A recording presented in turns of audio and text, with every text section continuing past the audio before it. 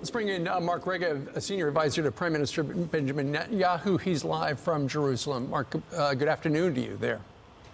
Good morning to you. All right. It is good news that they have opened the Rafah crossing. I know that this was a negotiation between the United States, Israel, Hamas, and Egypt. Is it just going to be 400 or 500 today? Is that going to be it?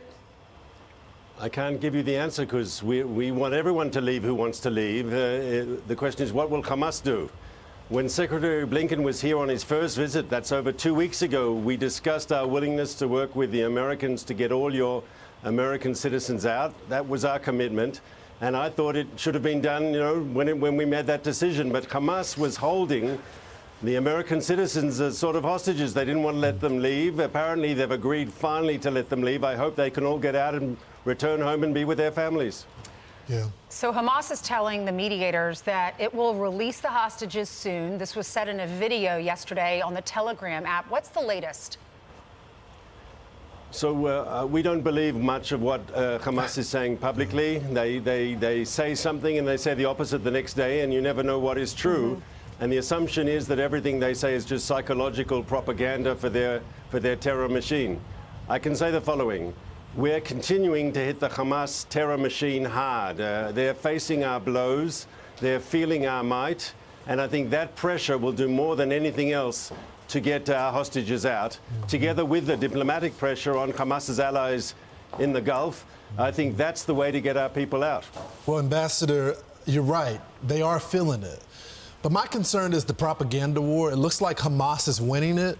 And I worry that the U.S. as well as the UN already hates you guys already, and they've displayed that over the years.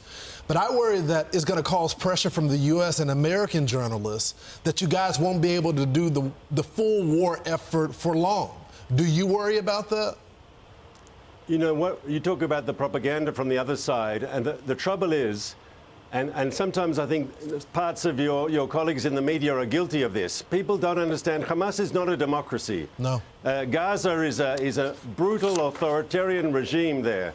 And people who speak to the media, whether they're doctors or nurses or some local official, they have to follow the party line. That's right. They have to follow Hamas's line. And so all the information coming out of Gaza is controlled by Hamas. The pictures you see are controlled by Hamas. The words that come out of Gaza are controlled by Hamas. And as a result, people get a very warped picture. I mean, have you seen a single picture of a dead Hamas terrorist since we started operation inside Gaza? No, they don't allow pictures. They only want you to believe that innocent civilians have been hit. Well, obviously, we've been hitting Hamas terrorists one after the other. So the Houthi rebels declared war on you. They're hitting you with some long-range rockets. I know you're not shy about bombing the terrorists in Syria. You've hit back at the Hezbollah in Lebanon. Will you hit back in Yemen? First of all, if we're about to do anything, I can't share it on television for obvious reasons. But all I can say is a statement that you know is true and I know is true. That is, anyone who attacks Israel will face Israeli retribution, will face response. If you shoot missiles into Israel, we will hit back. Right. Ambassador. That's a yes. Yeah. If Hamas is eradicated, as Israel would like to see, and many people around the world would, what happens next? Who's waiting in the wings? So first of all, can I just rephrase your question and say when Hamas is eradicated? I like that because we are determined.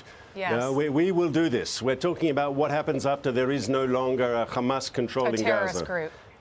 Yeah, a brutal terrorist group, responsible for the most hideous violence. You've seen the pictures, I've seen the pictures.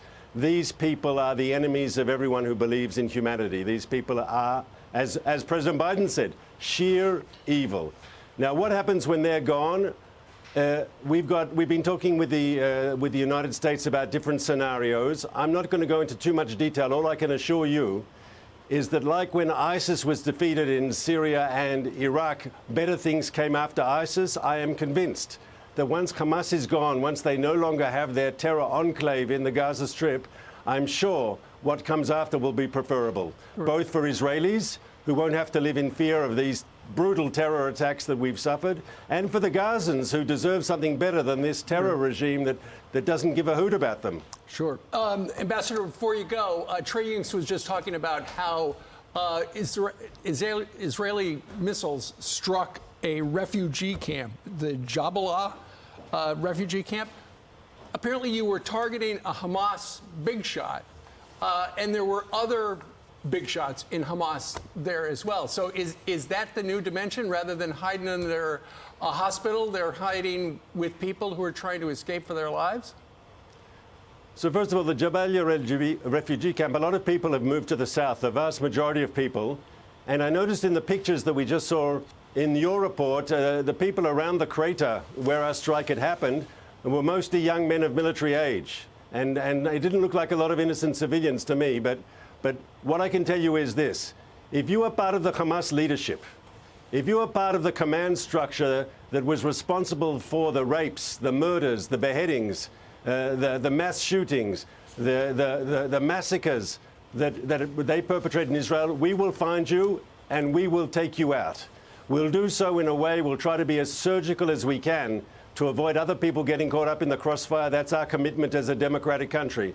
But if you are responsible for Hamas atrocities, we will find you and we will take you out.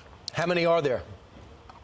There's enough. There's still a few more on the list, and the senior leadership, they have to worry about us too. Israel will find you, we will reach you, we will take you out. But Ambassador, I'm sorry, Ainsley, some of the criticism is that you guys knew about their positioning before, but y'all didn't strike them. And I'm hearing this from IDF guys that I've known for a long time, that y'all knew about the position. So why strike now? Why not be preventative? And I know that's a conversation for after y'all take out Hamas, but y'all knew these targets before.